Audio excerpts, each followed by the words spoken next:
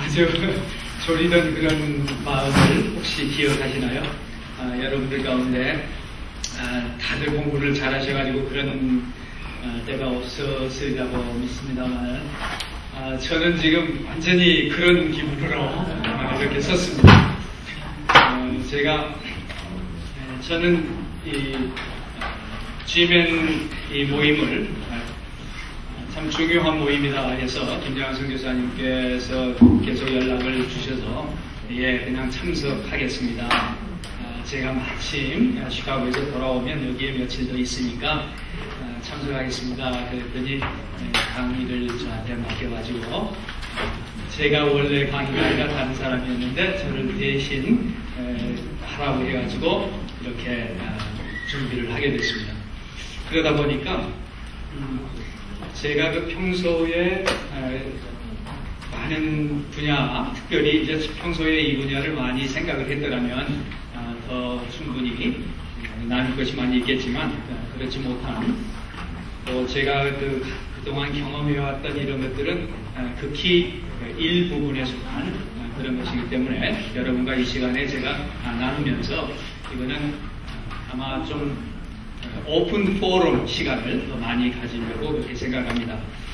원래 여기 처음에 저에게 주어진 제목은 비즈니스 애스 미션에 난 웨스턴 케이스들이 있느냐, 난 웨스턴 케이스가 있다면 어떤 것들이 있고 또 거기에 대해서 앞으로 미래의 전망은 어떻겠는가 하는 이런 제목을 주셨어요.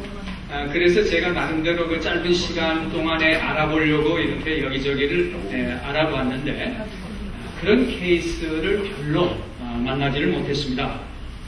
그래서 우선 그 비즈니스 애즈 미션이 과연 무엇인가 하는 것에 대해서 더 생각을 해보고 또 이것을 다른 사람들은 지금 어떻게들 보고 있는가 이런 것을 잠깐 둘러보면서 얘기를 시작하려고 합니다. 비즈니스 애즈 멀티페이스라고 이렇게 얘기를 하면서 그것을 그 비즈니스를 꼭 뭐라고 그랬냐면 It's about profit and values, about wealth creation and social concern, about value-added products and services and creation, care about markets and caring for people이다. 그러니까 비즈니스 전체를 지금 보는 사람들은 보면은 비즈니스 as a mission의 일반적인 비즈니스, 어제 잠깐 제가 말씀드렸습니다만 우리가 일상적으로 생각했던 비즈니스들을 얘기를 하더라는 거죠. 그리고 그 마음은 여기에서 비즈니스 하는 사람들이 일반 비즈니스도 요즘은 그 스탁이 올라가는 것이 어떤 이 비즈니스 스탁이 올라가냐 하면 그린 또 이 세계에 지금 우리가 어떤 유익을 주고 있다. 뭐 이래가지고 비즈니스 광고도 이제는 옛날에는 뭐 좋은 거 잘 만들어냈다 이런 얘기를 하는데 지금은 우리가 비즈니스에서 나온 프로핏을 얼마만큼 사회에 환원하는가 이걸 지금 자랑하고 그것을 광고하는 그리고 또 그런 비즈니스 스탁이 값이 올라가는 이런 시대에 지금 우리가 살고 있기 때문에 그런 비즈니스도 있다는 걸 소위 Corporate Social Responsibility다 이렇게 얘기를 합니다. 그래서 CSR 이 Corporate Social Responsibility를 얼마나 잘하느냐 하는 것이 좋은 비즈니스인가 나쁜 비즈니스인가를 가리는 그런 하나의 기준점으로 쓰이고 있다는 거죠. 그런데 그럼 우리가 BAM이라고 할 때, 비즈니스 애즈 미션이라고 할 때는 그러면 이 CRS 이상의 무엇이 있느냐? 그럴 때 이제 하는 얘기가 바로 BAM is about being a follower of Jesus in the marketplace다. 이 시장에서 어떻게 예수 그리스도를 따라가면서 살아가는가 하는 것을 그렇게 하면서 비즈니스를 하는 것을 BAM이라고 한다. 이렇게 얘기들을 하고 있습니다. 그래서 잠깐 말씀드렸습니다만은 지금 2004년도에 로잔에서 띵크탱크들이 모여가지고 비즈니스 애서 미션을 1년에 걸쳐서 연구도 1년에 걸쳐서 이것을 어떻게 우리가 이 BAM이라고 하는 BAM이라고 하는 거, BAM이라고 하는 것을 나타내느냐 이렇게 하면서 매니페스토라는 걸 발표를 했는데 그 매니페스토가 보면은 사실 가장 기초적인 이론을 여기다가 제시해 놓은 겁니다. 그게 이제 비즈니스 애스 미션 매니페스토라고 하는 2004년에 발표된 것입니다. 이것은 여러분들이 바로 그냥 인터넷에 막 들어가서 찾아보시면 그냥 나오는 내용이기 때문에 제가 여기에 뭐 자세하게 말씀을 드리지는 않겠습니다. 그냥 매니페스토를 이렇게 해서 보면 비즈니스 백그라운드 그러면서 여기에 이분들이 매니페스토를 하고 나서 이런 걸 연구하고 그러면서 우리는 하나님께서 이런 걸 만들었다고 믿고 또 우리에게 이런 걸 주셨다고 한다 하면서 we believe라고 이렇게 해서 자기들이 이 비즈니스 애서 미션을 살아가는 사람들이 어떻게 이 신학을 소위 가장 기본되는 신학의 구조를 여기가 지금 제시하고 있습니다. 그러면서 거기서 제시하는 것이 뭐냐 하면은 그 중에 하나가 제가 여기서 이걸 그냥 쭉 지나가시고요. 그러면서 recommendation을 내놨어요. affirmation 다음에 우리는 이것을 믿고 이렇게 한다. 이제 recommendation을 내놨는데 거기서 그 recommendation이 뭐냐면 we call upon affirm, pray, commission, and release people and entrepreneurs to exercise their gifts and calling as a business people in the world among all peoples and to the ends of the earth라고. 그러니까 여기에 보면은 지금까지 물론 비즈니스 하는 사람들 많이 이렇게 시장에 나와서 크리스찬으로 살아왔지만 지금 이 교회가 전체적으로 이것을 더 좀 인정하고 교회가 그들을 정말 세상에 나가서 마켓플레이스에서 크리스찬으로 살아가는 것을 더 격려하고 이들이 일할 수 있는 어떤 분위기를 조성해달라고 하는 요청을 사실은 하고 있는 거예요. 그러면서 비즈니스 피플들에게는 특별히 바로 이러한 그 신학적인 배경에 의해서 앞으로 우리가 이 세상에 나가서 비즈니스맨으로서의 이제는 예수 그리스도의 제자로서의 역할을 감당하자 하는 것을 모두에게 요청하고 있는 그런 매니페스토를 2004년에 내놨던 것입니다. 그 이후로 저희가 이제 계속해서 이 밤이라고 하는 비즈니스 애서 미션이 좀 더 활발하게 운동으로 전개되어 가고 있는 것을 보게 됩니다. 거기에 기본적인 바탕에는 뭐냐면 세 가지 성경적인 명령을 가지고 있습니다. 이 세 가지 성경적인 명령은 첫 번째는 창조 명령입니다. 그래서 그 창조 명령은 우리 모든 믿는 자에게 주시는 창조 명령인데 그것은 비즈니스 안에서 그리고 비즈니스를 통해서 자신과 다른 사람을 위해서 선한 것을 창조하는 명령에 순종해야 된다. 이것을 그래서 우리 모든 사람은 다 선한 것을 창조할 그런 능력도 하나님이 주셨고 그래서 이 비즈니스를 통해서 자신과 다른 사람을 위해서 선한 것을 창조하는 이 명령에 순종해야 한다. 그리고 자신의 은사와 자원과 소명의 선한 청지기 역할을 감당하는 것을 창조 명령으로 보았습니다. 그래서 자연과 사람을 케어링하는 것도 여기에 포함을 시켜서 하나님이 우리 믿는 모두에게 주시는 이 창조적인 명령을 비즈니스에서도 어떻게 적용할 것인가. 그리고 그 다음에 명령은 우리가 잘 아는 대로 우리 하나님을 사랑하고 이웃을 사랑하는 이 Great Commandment 맨데이트를 마태복음 22장의 말씀을 얘기하면서 비즈니스는 사람들을 섬길 수 있고 당연히 섬겨야 하며 다양한 필요를 채울 수 있다고 믿는다. 그래서 예를 들면 실업은 영양실조, 기아, 무주택자, 다양한 질병, 의료 혜택의 부재와 부채와 범죄의 원상을 만드는데 사람들에게 직장을 제공하는 것은 이를 막을 수 있는 가장 좋은 방법 가운데 하나이다.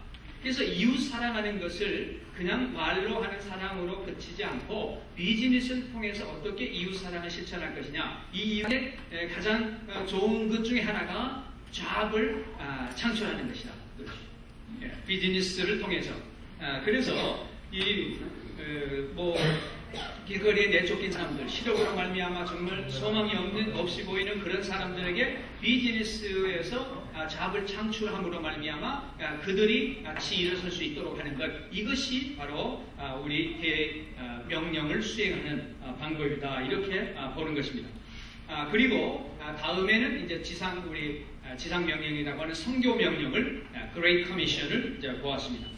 그래서 이 Great Commission에서는 뱀은 바로 모든 족속에게 가라라고 하는 그 미셔널 커맨드와 그리고 이것은 모든 족속이라고 하는 글로벌한 이 두 가지를 같이 생각한다고 보는 것입니다.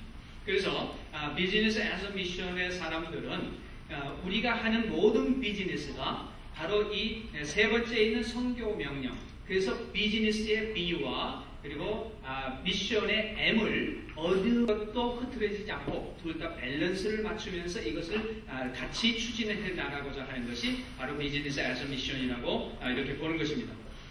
그래서 여기에 이제 지금까지 해왔던 우리가 일상적으로 생각을 했던 뭐냐 하면은 비즈니스를 비자를 얻는 데에 도구로 사용했다. 이것은 사실 비즈니스 애즈 미션에서는 그것은 비즈니스 애즈 미션이라고 보기가 힘들다라고 얘기를 하는 거죠. 그래서 여기는 비즈니스라고 하는 걸 리얼 비즈니스다 이렇게 얘기를 해요. 제가 1991년도에 중국을 저희 이제 후배 선교사님을 중국에 파송하기 위해서 중국에 들어갔습니다. 중국에 들어가서 어떻게든지 이제 언어 학교를 먼저 보내고 그리고 나서 언어를 배우고 거기에 정착하기 위해서 여러 가지를 생각하는 가운데 저희가 처음 시작한 것이 빵집이었습니다.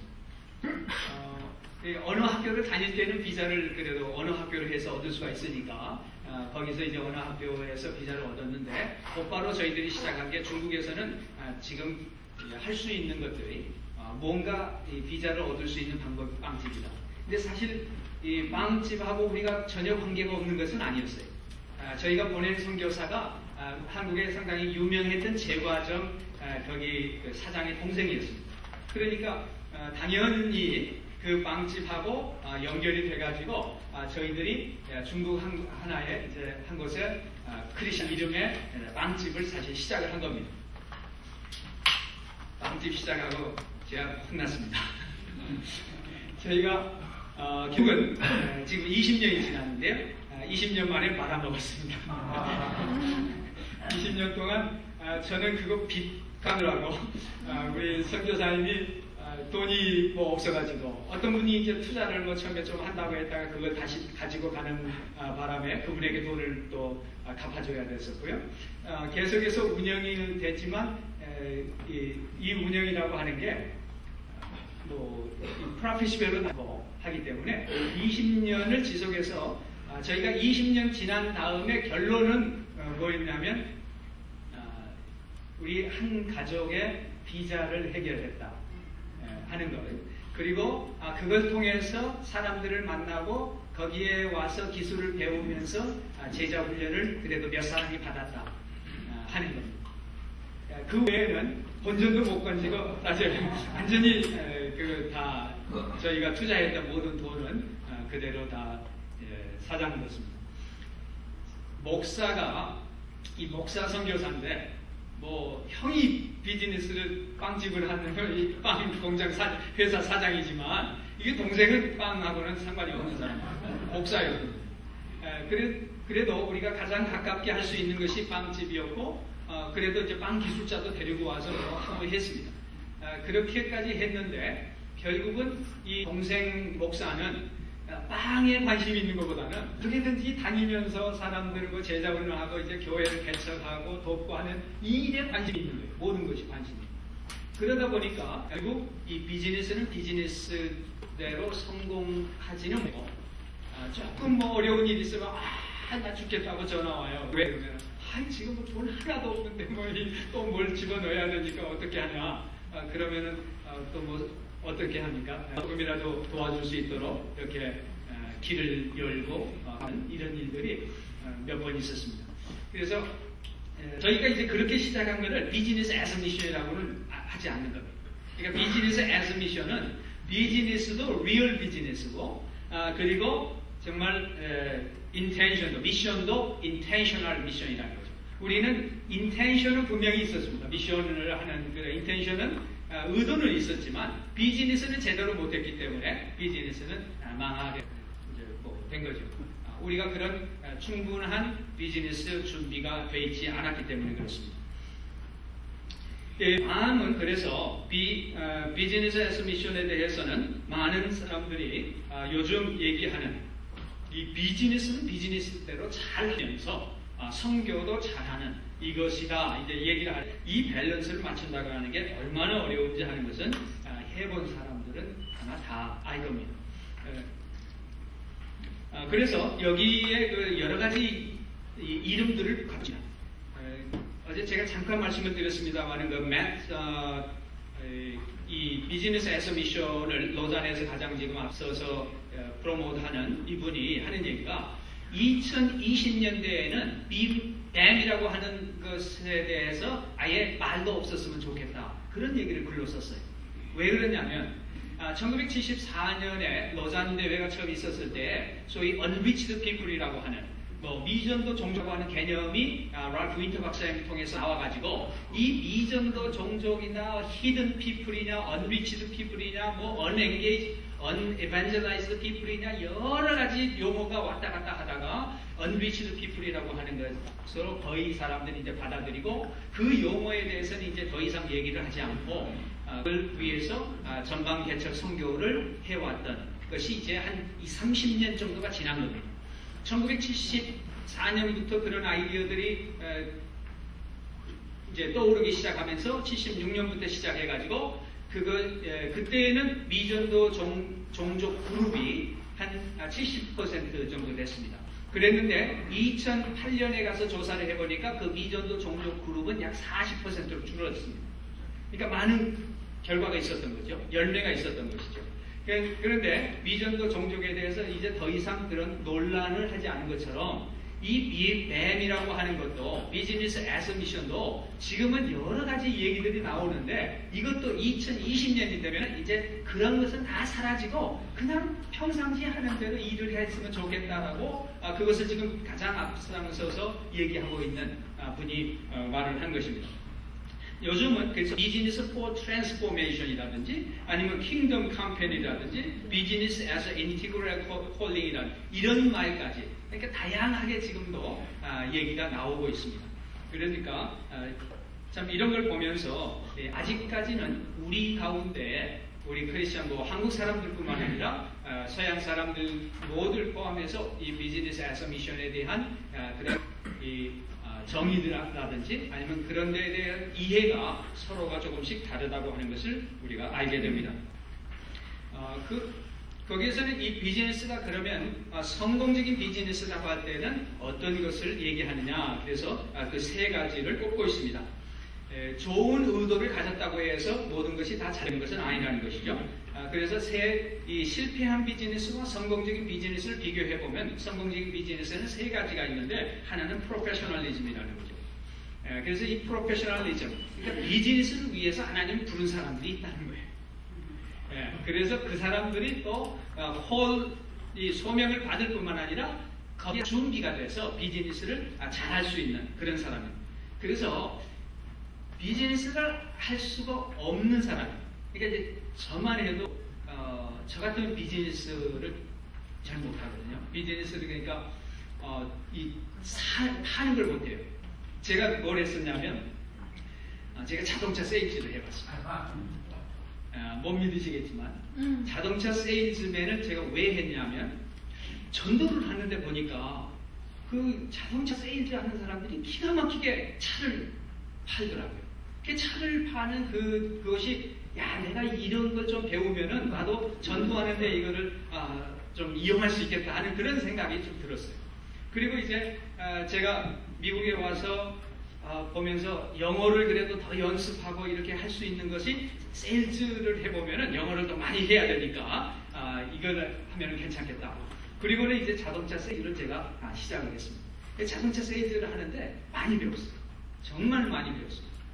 그때 제가 팔아야 되는 사람들이 누구냐면 유대인들이었어요. 여러분 유대인한테 자동차를 판다고 생각해 보십시오. 유대인들은요 지금은 또 인터넷들이 있으니까 다 인터넷으로 검색해 오지만 그 예전에도 유대인들은 다 조사를 해오고 그래서 얼마 하면은 가장 싸게 팔 수 있는 이것을 다 해와요. 근데 제가 일을 하던 그 그곳의 매니저가 유대인입니다. 그러니까 이 유대인들 사이에서 제가 들어가서 자동차를 파는 걸 이제 보는데, 자동차 한 대 팔면은 싸게 팔면 25불이 남았어요. 제가 25불을 받았어요. 그리고 안 팔아도 일주일에 75불을 받습니다. 그런데 자동차라는 게 하루에 뭐 몇 대씩 파는 게 아니에요. 일주일에 3대를 팔아도 75불을 받고 싸게 팔면, 그러니까 어느 정도 못 믿을 정도예요. 그리고 이 사람들이 그 회사에서 팔라고 하는 수준의 것을 팔면은 105불을 받습니다. 근데 사람들이, 한국 사람이 혹시 오면은 저는 도저히 이게 그러니까 그 수준의 것을 그대로 받지를 못하겠어요. 그러니까 한국 사람 오면은 더 싸게 주려고 하면은 매니저가, 야, 너 미쳤냐? 맨날 이제 그러는 거예요. 야, 지금 이 사람한테 이만큼 받아야 네가 돈을 받는데 왜 그러냐? 그래도 내가 105불 안 받고 말지, 이 사람은 그러면은 한 500불 정도를 이제 전략을 할 수가 있거든요. 그래서 한국 사람한테 500불 전략을 해주기 위해서 나는 100불을 포기하고, 그러니까 25불만 받는 거죠. 그랬더니 한 몇 달 되니까 완전 바닥이 나는 거야. 내 통장에 돈이 하나도 없어요. 그래서 제가, 하나님, 나는 이렇게 해서 내가 비즈니스맨을 하면서 크리스찬으로 오면은 뭐 전도하느라고 이제 정신이 없는데, 하나님, 내가 이거 계속 하면서 나는 이렇게 크리스찬으로 정직하게 살고 싶고, 크리스찬으로 또 이렇게 하고 싶은데, 내가 이제 바닥이 나서 나 더 이상 여기서 일을 할 수가 없습니다. 내가 여기서 계속 해야 될까요? 아니면 말아야 될까요? 그리고 기도를 하는데요. 하나님이 마음에 그만두라는 그런 마음을 주시질 않는 거예요. 참 암담하더라고요. 뭐 돈은 없지. 나는 이제 먹여 살려야 되는 와이프도 있는데. 그래서 제가 기도를 하는데 하나님이 그 한 주간에 제가 번 돈이 1250불을 벌었어요. 한 주간에. 이상하게 사람들이 막 들어와가지고 내가 말을 안 해도 나 이 자동차 사고 싶습니다. 그런데 그 자동차는 그 회사에서 특별하게 이 자동차 팔면은 뭐 500불을 준다. 뭐 이런 차만 사겠다는 거예요. 그래서 사람들이 와가지고 한 주간에 제가 보통 뭐 막 150불도 못 받고 100불 받고 이러는데 1250불을 하나님이 그냥 옮겨주시더라고요. 그래서 하나님께서 나에게 이것을 하라고 하시는구나. 그래서 제가 거기서 이제 하나님, 나 이거 이렇게 적은 돈 받고 근데 제가 1년 동안 1년을 딱 했는데요. 1년을 하고 번 돈이 7,000불입니다. 그러니까 한 주간에 1250불을 벌었으니까 그거 빼놓고는 본 게 없어요. 정말 참 힘들더라고요. 거기서 정직하게 세일즈를 하고 또 사람들에게 정말 친절하게 내가 크리스천하고 또 전도까지 하니까 그런데 어떤 사람은 미국 사람이 와가지고 저한테 저를 만나서 얘기를 한참 하더니 저한테, 네가 좋다고 생각하는 차 값은 네 마음대로 정해서 나한테 얘기해라. 그러면 사겠다. 이런 사람이 나와. 그러니까 제가 그 1년 동안을 하면서 하나님이 사람을 보내신다고 하는 것을 제가 직접 깨달으면서, 야, 그래도 나는 1년 이상은 못하겠다. 그런 생각이 들었습니다. 그러면서 이제 제가 기도를 쭉 하는데 하나님께서 저를 아무래도 계속해서 신학적으로 몰아가시더라고요. 그래서 제가 그럼 신학교를 하나님 가겠습니다. 신학교를 가겠습니다 하고 이제 마지막에 제가 학교를 들어가려고 하니까 애플리케이션 쓰는데 애플리케이션에 이 직장 상관한테서 레퍼런스가 있어야 되는 거예요. 그래서 이제 직장 상관한테 제가 가지고 갔죠. 우리 매니저한테 가지고 왔어요. 켄 그라스키라고 하는 분인데 매니저한테 딱 내놓았더니 매니저가 하더니 내가 알았다. 네가 여기서 어떻게 1년을 지냈는지 내가 정말 의아했다. 그러면서 레코멘데이션을 쓰고는 거기다가 써주고는 딱 일어서더니 레버런 조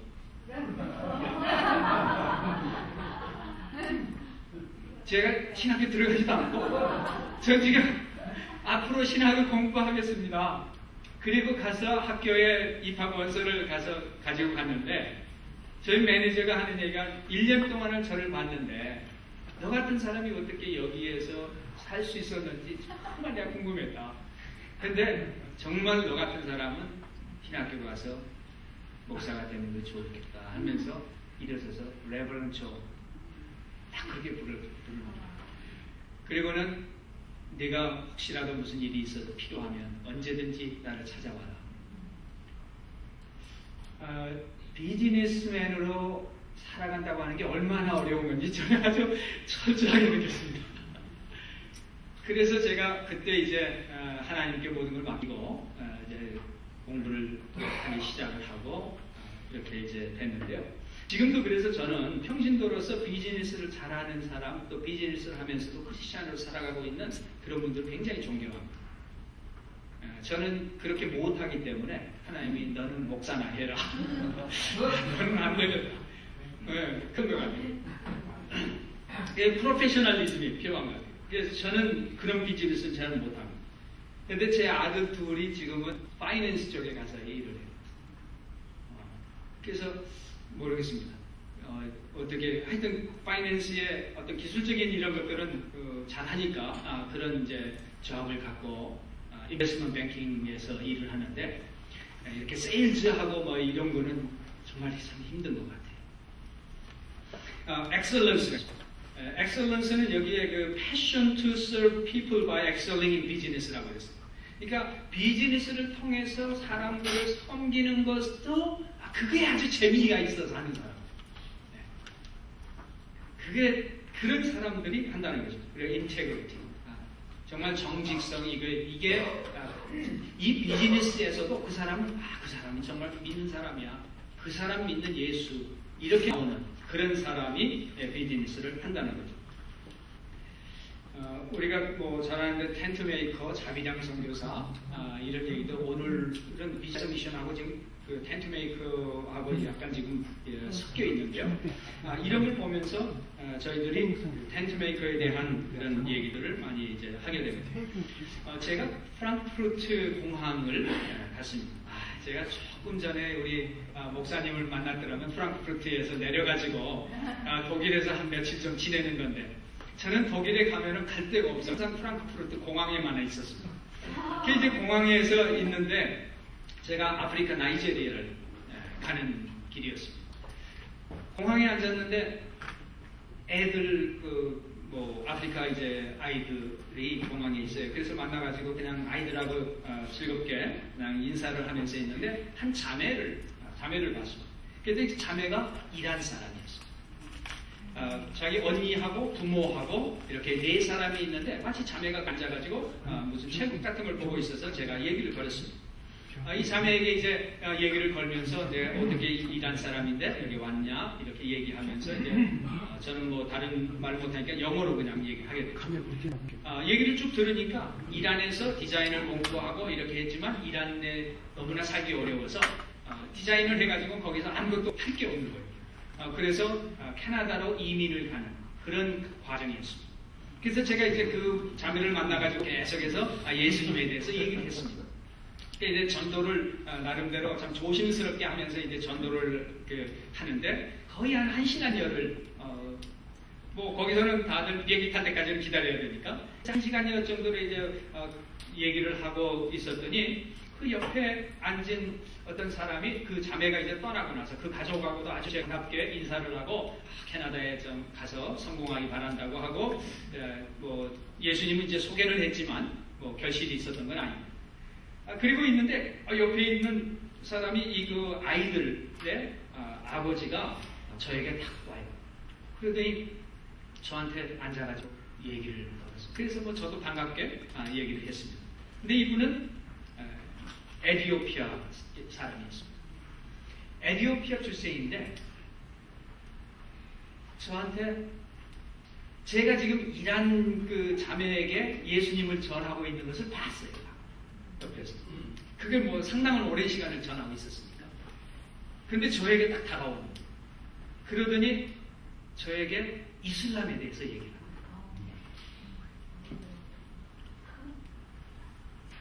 저한테 이슬람과 기독교의 우월성, 그러니까 이슬람이 기독교보다 가장 우월한 건 뭐 항상 얘기하는 거 있지 않습니까?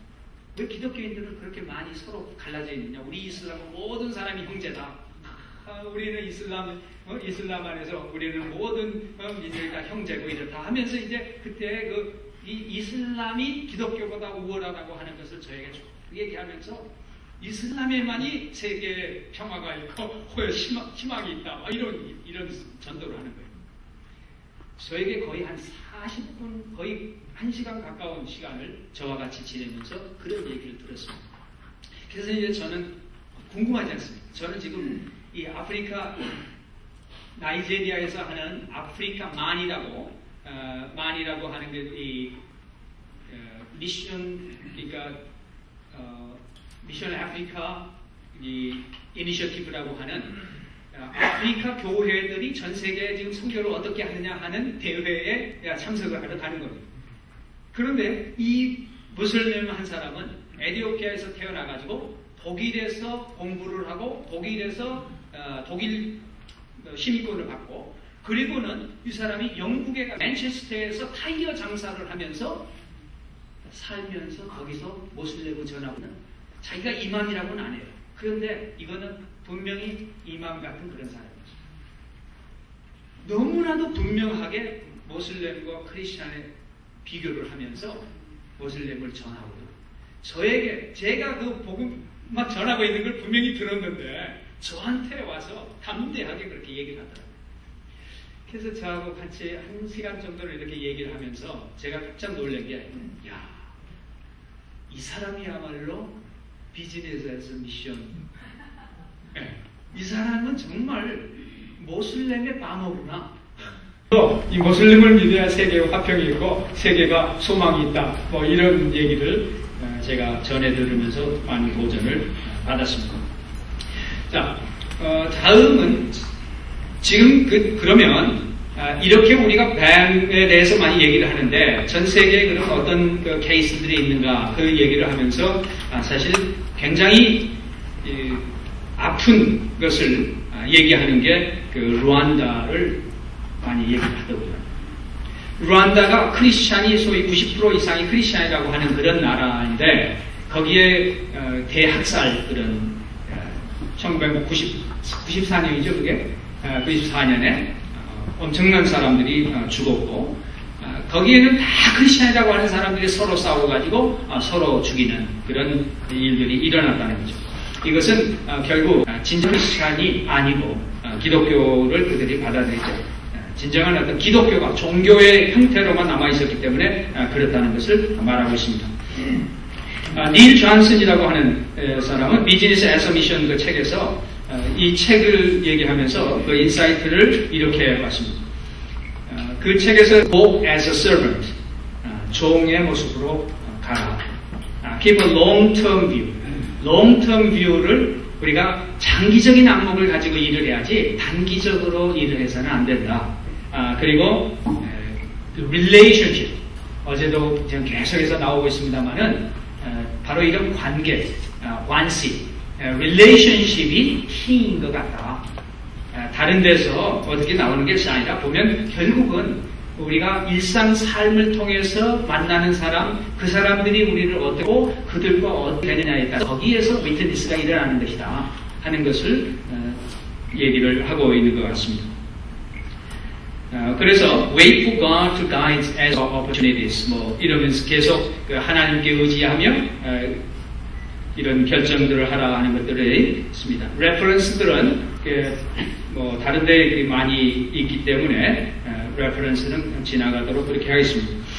예를 좀 성공적으로 그래도 비서구권에서 하고 있는 일들 가운데 성공적인 그런 케이스로 내놓은 것이 SEA English Academy라는 것이 있습니다. 여기는 그 오스트레일리아 사람이 이걸 만들었는데요. 지금은 굉장히 글로벌 프랜차이즈 비즈니스로 발전을 하고 있고 이게 선교지에 영어 학원으로 가고 교사들 하는데 이게 굉장히 아주 글로벌 지금 여러 나라에서 오퍼레이션을 하고 있고 그리고 미션 마인드인데 그런 지금 사업을 잘하고 있는 예로 발표가 되어 있습니다. 그래서 거기는 passion for high quality education and equally by the desire to make a positive impact이다 이러면서 이걸 만드신 분이 이 아카데미 SEA 그 잉글리시 아카데미가 지금 많은 지금 선교지에 가서 학원을 하는데 그 학원이 정말 크리스찬으로서 하이 퀄리티 에듀케이션을 제공할 뿐만 아니라 굉장히 선교적으로 좋은 임팩을 지금 주고 있는 예로 나와 있습니다. 계속 몇 가지 예들을 보는데 그 예의 중요한 부분이 보니까 빅 피처를 가져라. 그래 큰 그림을 그리고 너무 그 디테일한 것 때문에 좀 거기에 너무 큰 신경을 쓰지 말아라 하는 것을 많이 얘기를 하고 있습니다. 그리고 keep line of communication open and clear. 여기에 어제 두 번째도 보면은 바이블하고 그리고 여기에 밸런스 십. 그러니까 비즈니스도 성공을 해야 된다. 그리고 성경을 같이 가지고 그래서 비즈니스 잘 하면서 성경적인 이런 비즈니스가 필요한 것이다 하는 것을 강조를 하고 있고요.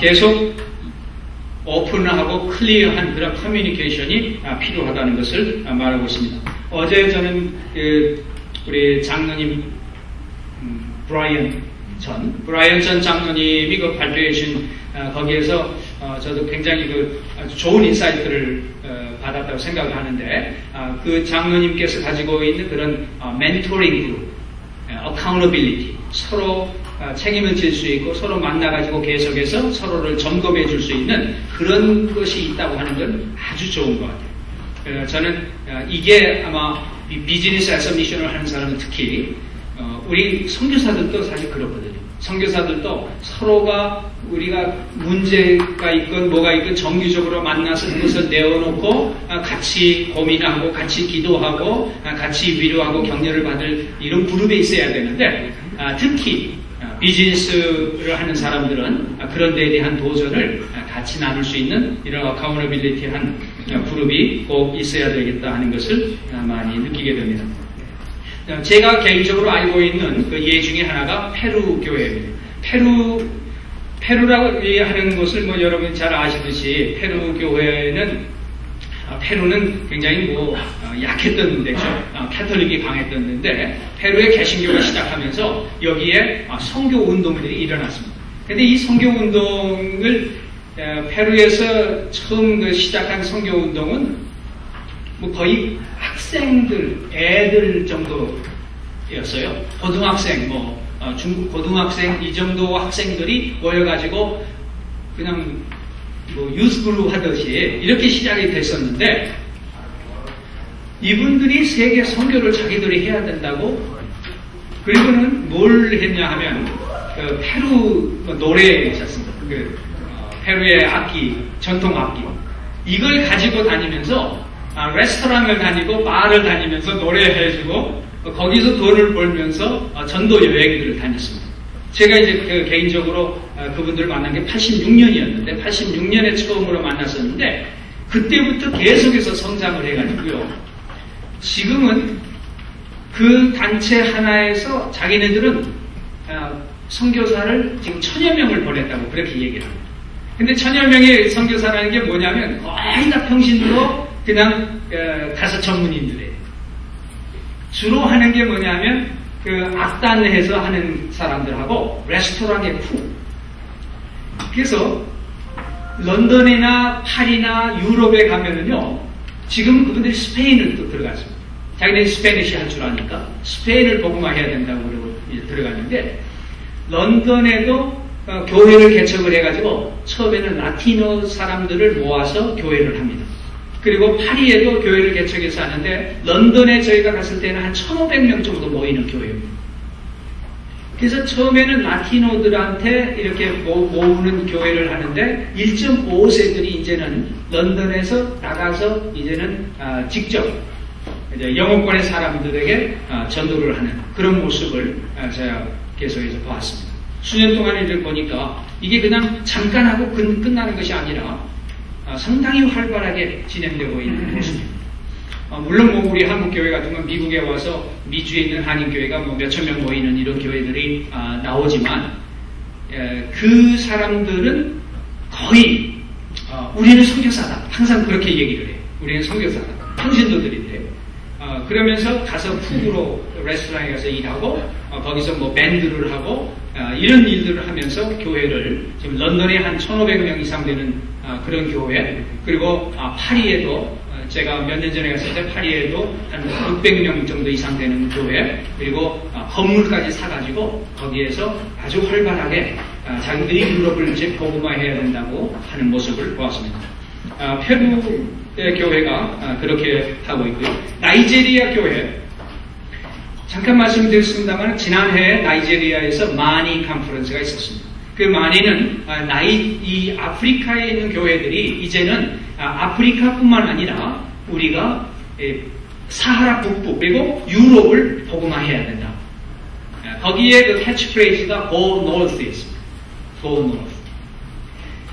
모여가지고 거기에서 나이제리아 교회가 중심이 됐지만 이 아프리카 전역에 선교 지도자들이 모여가지고 그 AD 2000 and Beyond 무브먼트 이후에 지금 마니 무브먼트가 계속되고 있는데 마니가 아프리카 이니셔티브를 이렇게 주장하고 있습니다. 거기에서 비전 5015이라고 하는 것을 2008년도에 내어놓고 지금 추진하고 있는데 나이제리아 복음주의 선교협의회입니다. 거기는 95개 선교단체와 교회들이 합쳐가지고 있는데 5,200명의 선교사가 지금 250개의 미전도 종족에게 나가서 사역을 하고 있는 그런 나이제리아 그리고 아프리카의 대표적인 내셔널 미션스 어소시에이션입니다. 한국의 KWMA 같은 그런 곳인데 여기에서 발표하기를 우리가 앞으로 15년 그러니까 2008년도에부터 15년 안에 5만 명의 선교사를 내보내자. 이게 지금 그들의 목표입니다.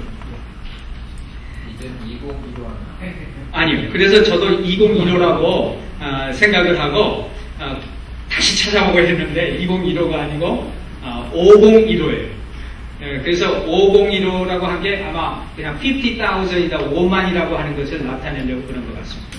그래서 15년 안에 5만 명을 내보내자. 그래서 그걸 아주 트레이닝 하면서 굉장한 그런 비전을 가지고 일들을 하고 있습니다.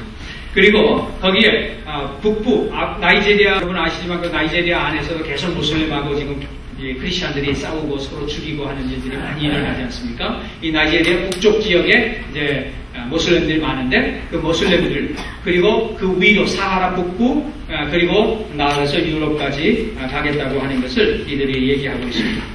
한 3억 2천만 명 정도가 그 북쪽 지역에 사는데 이들에게 복음을 전하는 책임이 자기들에게 있다고 하면서 나이제리아는 지금 선교의 열을 올리고 있습니다. 필리핀, 우리가 그 필리핀은 여러분 잘 아시지만 필리핀 사람들이 전 세계에 이 노동자로 많이 나가 있습니다. 필리핀 사람들은 미국에 오는 것은 정말 꿈을 이뤘다라고 생각을 합니다. 미국에 와서 일을 하게 되면은 필리핀 사람들은 이제 가장 좋은 조건에서 일을 사는 것이다 이렇게 생각을 하는데 미국에 오지 못하는 사람들은 대부분 가는 데가 지금은 중동입니다. 중동에 가 있는 사람들, OCW라고 하는 것은 Overseas Contract Worker다 해가지고 해외 이제 노동자인데 해외 계약직에 노동을 하는 이런 사람들이 지금 중동 지역에 많이 갔는데 다양한 일들을 하지만 그 중에 대표적인 일이 가정부입니다.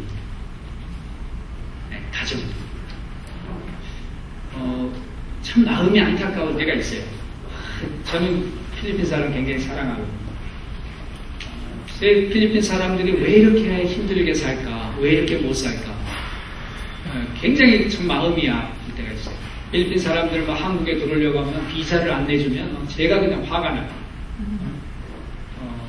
왜 그렇게 필리핀 사람 무시하냐고 막 제가 공항에서 화를 냈더니 거기 출입국관에 서서 당신 나가! 당신 누구냐고 막 뭐라고 하더라고요. 나 필리핀 사람 왜 그렇게 무시하냐고 뭐라고 했더니 근데 필리핀 사람들이 뭐 경제가 어려우니까 잡이 없으니까 어쩔 수 없이 나가는 것이 이제 해외 노동자로 나가는데 그 중에 가정부로 나가요. 그런데요, 작년에 작년에 그 예멘에 가서 1년 동안을 단기 선교를 하고 온 자매가 한 고백이 있었습니다. 한국에서 내노라 하는 아주 레디칼한 그런 단체에 속한 사람입니다. 그러니까 가서 전도를 해보려고 뭐 별짓을 다 했겠죠. 그런데 하나도 할 수가 없었어요. 열매가 없었어요. 그런데 필리핀 가정부가 전도해서 예멘 사람이 변하는 것을 본 거예요. 필리핀 사람들은 가정부로 가가지고 애들을 가르쳐. 뭐 애들 영어도 이제 필리핀 사람이 좋아하는 이유 중에 하나는 영어도 할 줄 안다 해가지고 필리핀어는 따글리시라고 그러거든요. 그러니까 뭐 따갈록에다가 잉글리시하고 막 섞여가지고 발음도 정말 이상하지만 그래도 우리보다 영어를 더 잘해요. 그 필리핀 사람들이 영어를 가르치니까 필리핀 사람을 좋아합니다. 근데 그들이 와가지고 자연스럽게 애들에게 복음을 전하고 그들이 너무나도 잘 섬기니까 주인이 예수님을 영접해가지고 예멘에서 예수님 영접하는 사람이 이제 만났는데, 그러니까 이제 선교사들끼리 조금씩 알죠, 서로가. 뭐 그래서 소식을 들었는데 보니까 필리핀아 가정부가 전도한 사람밖에 없다. 어떤 선교사도 복음을 이제 제대로 전도하지 못했는데, 필리핀 사람들은 하나님이 정말 특별하게 지금 쓰시고 계십니다. 가정부, 참 나만 집에 잡혀갔던 그 계집 여종, 이름도 없는 그 작은 계집 아이를 통해서 하나님의 영광이 나타났듯이 지금 필리핀의 이름 없는 가정부들을 통해서 하나님의 영광을 받으시고 계십니다. 그래서 필리핀에서는 이런 사람들을 우리가 이거 한국식으로 선교사 우리는 못 보낸다. 한국식 선교사 보내면 우리가 무슨 돈이 있느냐? 그러니까 이미 나가 있는 이 사람들을 훈련해가지고 이 사람들이 선교적인 삶을 살도록 하자. 이래서 이들을 훈련시키는 지금 계획이 10만 명을 그들을 훈련시키면 우리가 10만 명 선교사 내보내는 거 아니냐? 지금 그걸 꿈을 꾸면서 기도하고 추진하고 있습니다. 필리핀 교회는 여기에 전적으로 지금 매달리고 있습니다.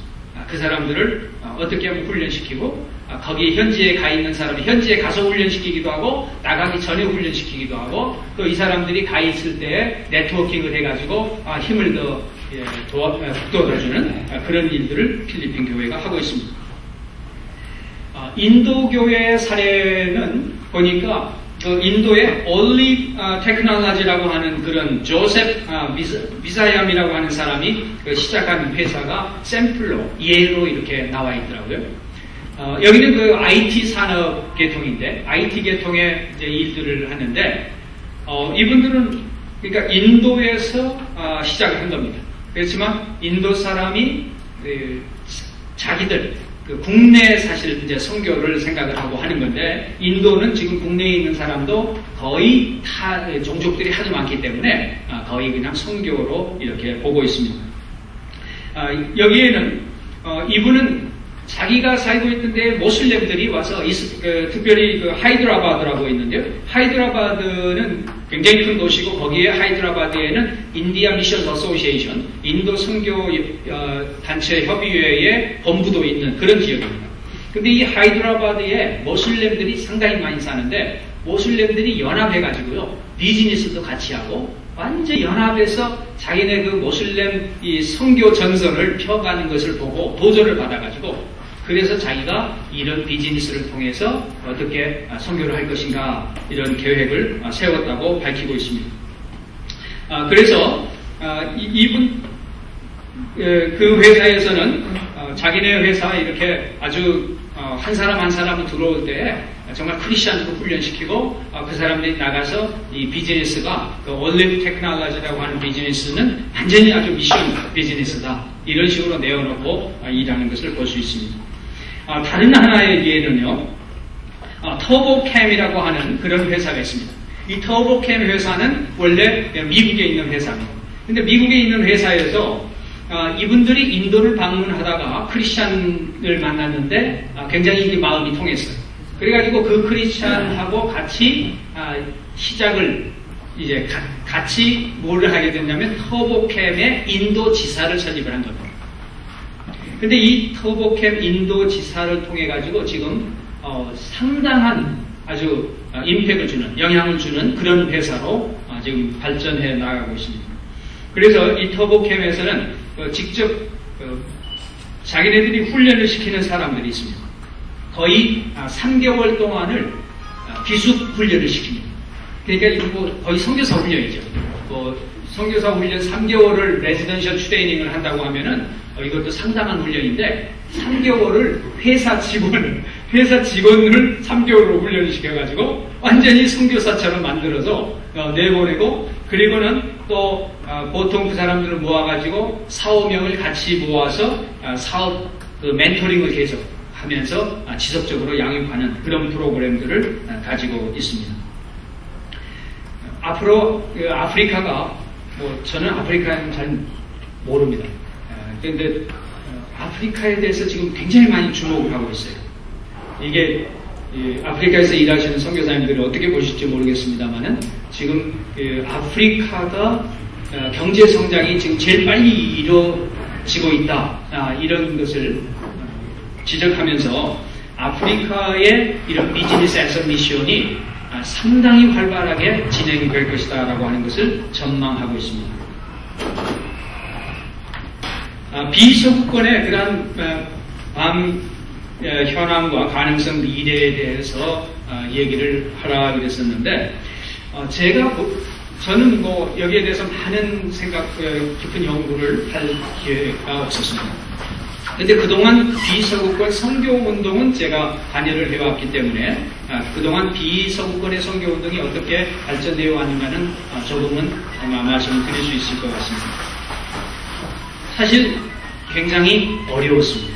뭐냐 하면 저는 1986년도에 처음 아시아 미션 어소시에이션의 모임을 준비하면서 그때부터 세계 선교는 서구권에서 감당하는 것이 아니라 앞으로는 비서구권이 많은 역할을 감당해야 되겠구나 하는 것을 그때 깨달았습니다. 그런데 1986년에 그런 것을 깨달았지만 그 후로 서구권과 비서구권의 이 선교운동들의 발전과 또 특히 비서구권의 선교운동의 발전을 보면서 많은 실망을 한 것도 사실입니다. 왜냐하면 비서구권의 선교운동 지도자들을 만나면 사실 어떤 면에서는 존경이 가다가도 그냥 중간에 조금 멈췄다가 가는 거예요. 존경심이 생기다가 말았다 그래요. 이게 이제 참 저렇게 공개적으로 TV에 나가면은 말을 할 수가 없는 거예요. 참 안타까워요.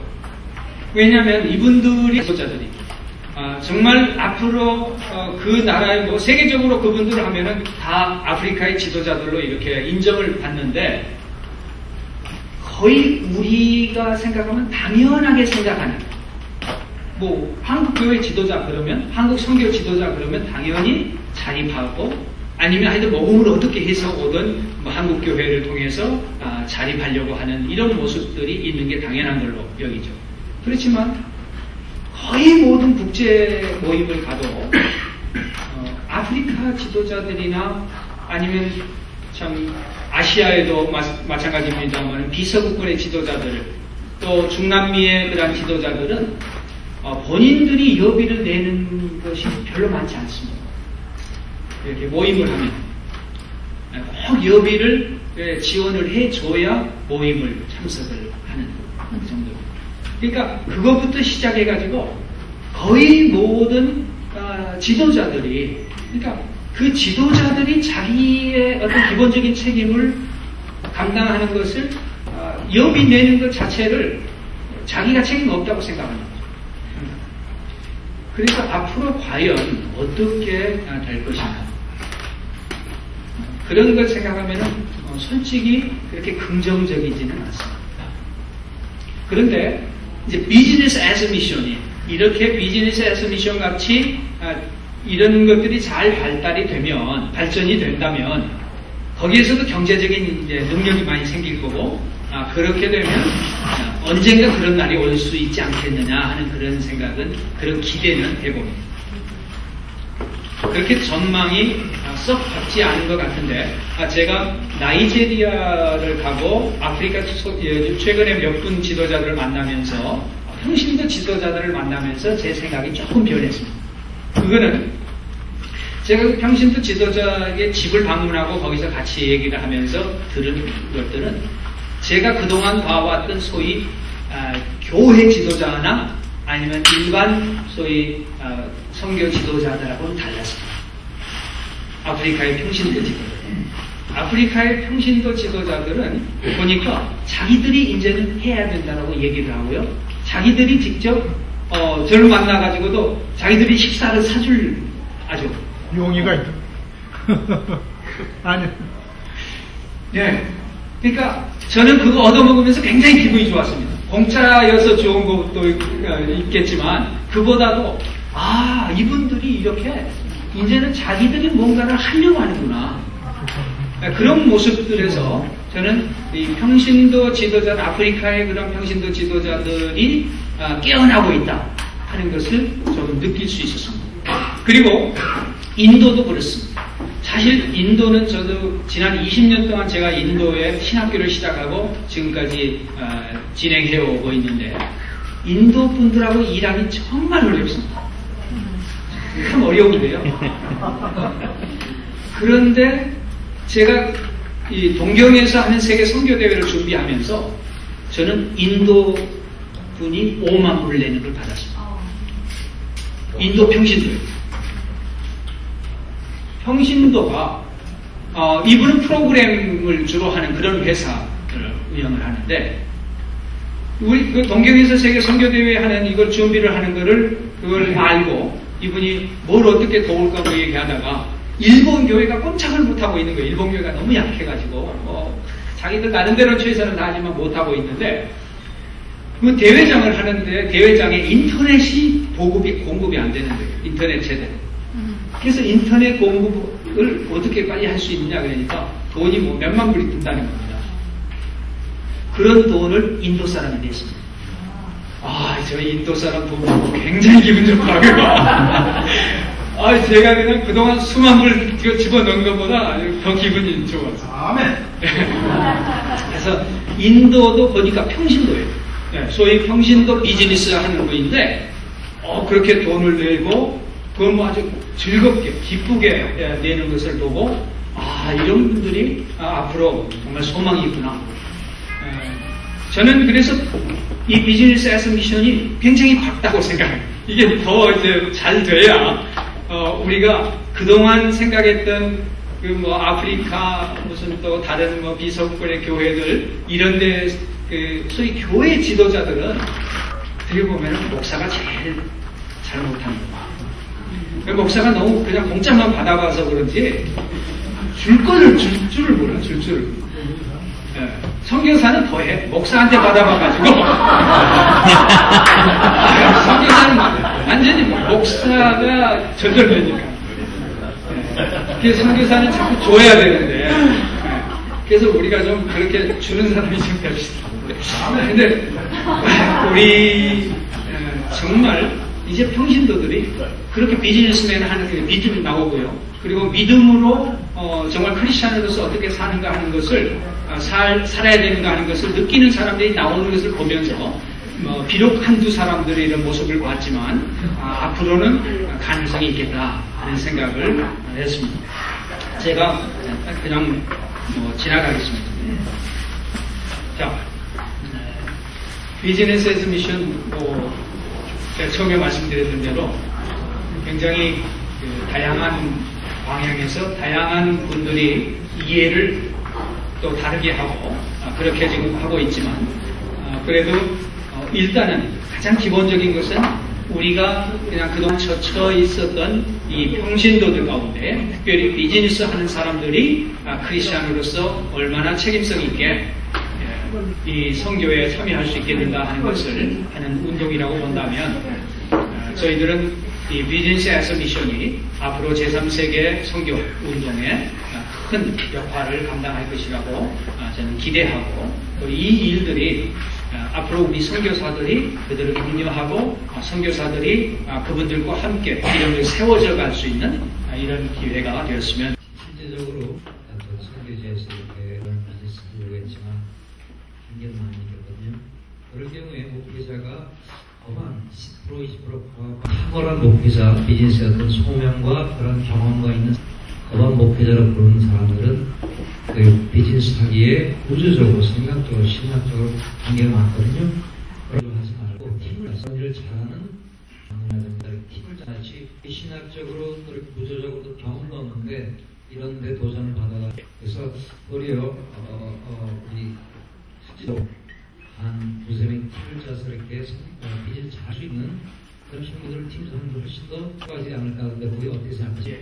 저도 그걸 동의합니다. 그러니까 목회자가 모든 걸 다 할 수 없는 것이 저는 분명하다고 생각을 하고요. 선교사님들 가운데도 굉장히 그런데 능력이 당연히 뭐 해야 되는 거고, 근데 많은 경우에 목회자로 이렇게 했던 분들은 그걸 쉽게 하지 못하거든요. 그래서 그런 부분은 우리 그런데 은사가 있는 사람들이 같이 팀으로 하는 것이 가장 좋다고 저도 그렇게 생각하고 있습니다. 예, 감사합니다. 또 다른 질문 있으세요? 마이크 뒤에 있습니다. 저는 뭐 비즈니스는 모르지만은 중요한 얘기를 하려고 해요. 강사님이 말씀하신 중에 목사들이 대접을 안 하고 선교사들이 대접을 안 한다. 동감합니다. 100% 동감하는데 제가 선교지를 340여 차례 나가서 느낀 것은 선교사는 대접을 안 한다. 그걸 100% 공감을 하면서 우리 강사님이 어떻게 하면 선교사들도 대접할 수 있을까를 좀 얘기해 주시면. 저는 이렇게 제가 제 아들들하고 가면은 아들들한테 제가 식사를 제가 삽니다.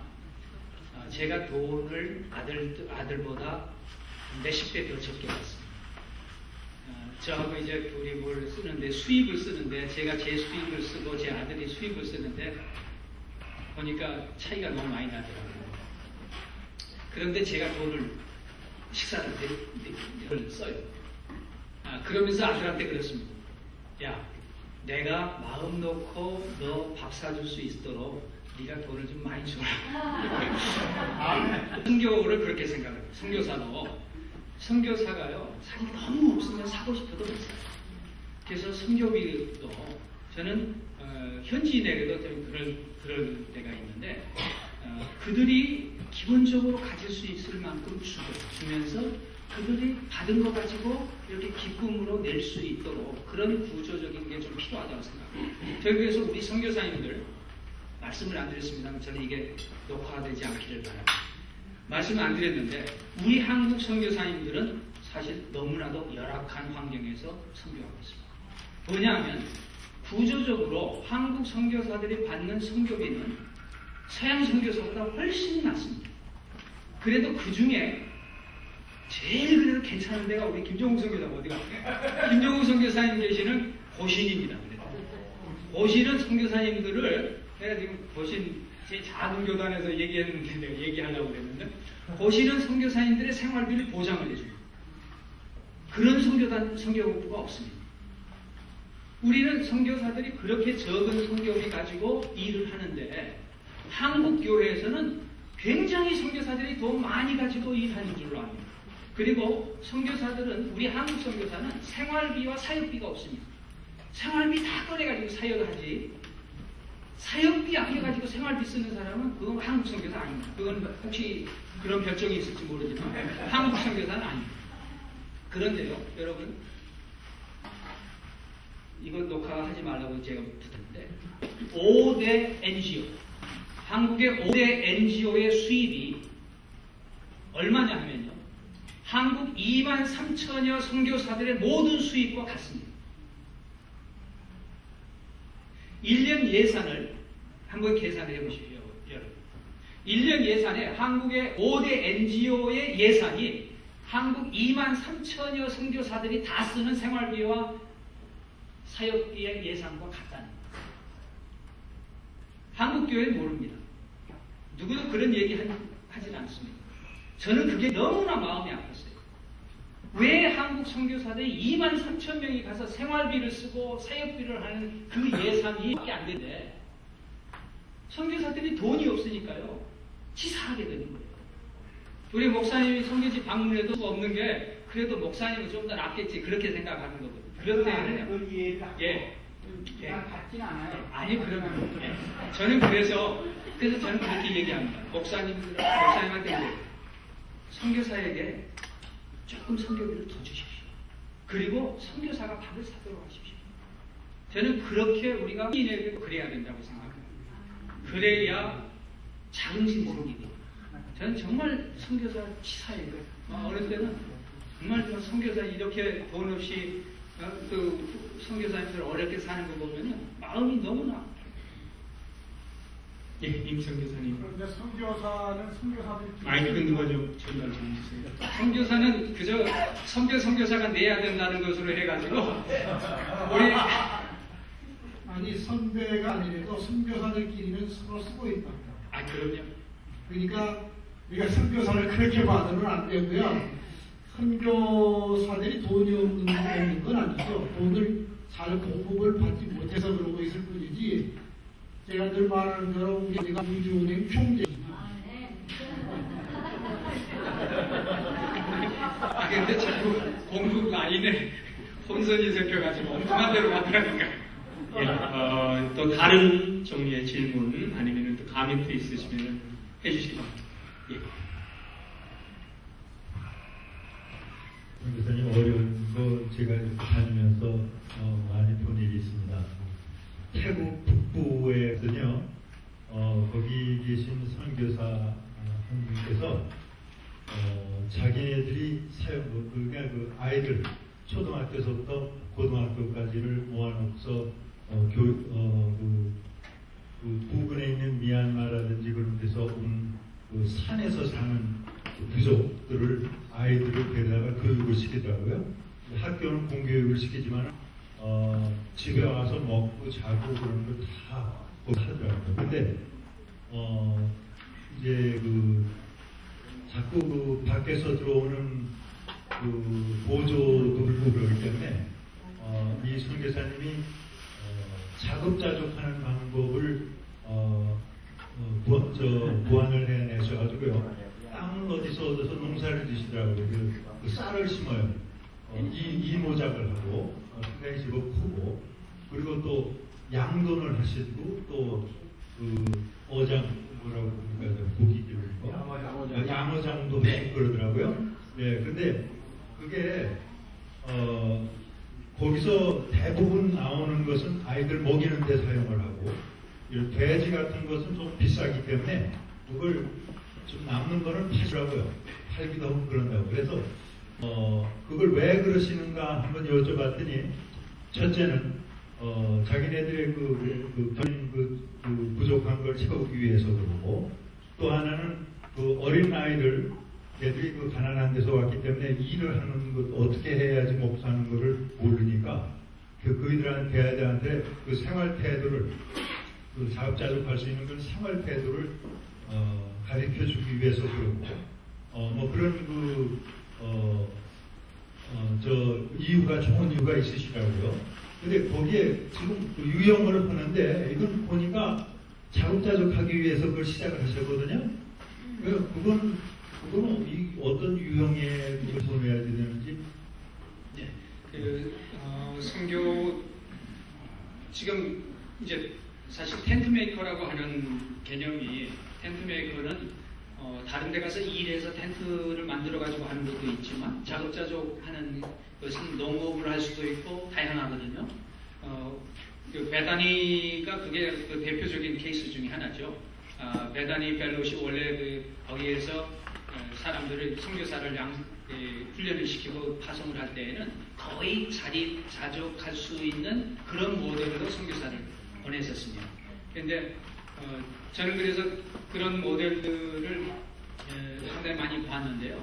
우리 이제 한국의 전통적인 지금 선교에서는 그렇게까지는 들어가지 않고 선교비에 의존하는 이런 양식으로 됐는데 앞으로 점점 더 이 평소의 이 비즈니스를 알고 하여튼 그런 뭐 농업이나 뭐 이런 기술들을 아는 이런 분들하고 또 영적인 그런 일들을 잘 또 책임질 수 있는 그런 목사 선교사들하고 힘이 돼가지고 이런 거 자꾸 개발을 해야 될 거라고 생각합니다. 앞으로는 그렇게 해야지 그러지 않으면은 점점 더 외부에 전적으로 의존하는 선교비를 의존하는 그런 선교가 힘들어지지 않겠나 하는 그런 예상을 하고 있습니다. 예, 우리 마지막 질문 여기 이미 손을 드셨습니다. 예, 마지막 질문 받겠습니다. 질문이라기보다는 이제 제가 너무 놀라운 거가 네 분의 그 스피커들이 공통점이 다 똑같다는 거에 굉장히 놀랐어요. 서로 따고하시는 건 아니죠. 네, 왜 그러냐면은 우리 임종표 목사님은 겸손에 대해서 말씀하셨고 아주 충격적인 거가 나의 비전에 대해서 누구도 놀라지 않는다. 그 말이 굉장히 충격적이고 겸손해야 된다고 말씀하셨고 어쨌든 김종국 목사님께서는 요한복음 3장 16절 하나님의 사랑에 대해서 말씀하셨고 아까 이재환 선교사님께서는 선교사 삶을 통해서 선교사 사람이 먼저 변해야 된다고 말씀하셨고 우리 조용준 목사님께서는 또 as a servant 릴레이션십에 대해서 말씀을 해주셔서 사실 이게 제 third person이 보는 게 아니라 전부 다 선교사님들이 자체적으로 선교하시면서 앞으로 비전에 대해서 비즈니스에 대해서 미션에 대해서 앞으로 해야 될 일을 하셔야 될 분들이 정말로 똑같은 한 가지 생각을 하고 계시다는 거에 굉장히 도전을 받아요. 그러니까는 자체적으로 우리가 해야 될 거는 먼저 정말 사랑이 있어야 되고 겸손해야 된다는 거에 대해서 굉장히 많이 배웠고 굉장히 존경스럽고 정말 감사드립니다. 그 다른 선배님들에다 저 끼워줘서 감사합니다. 예, 우리 감사의 박수 드리십시오.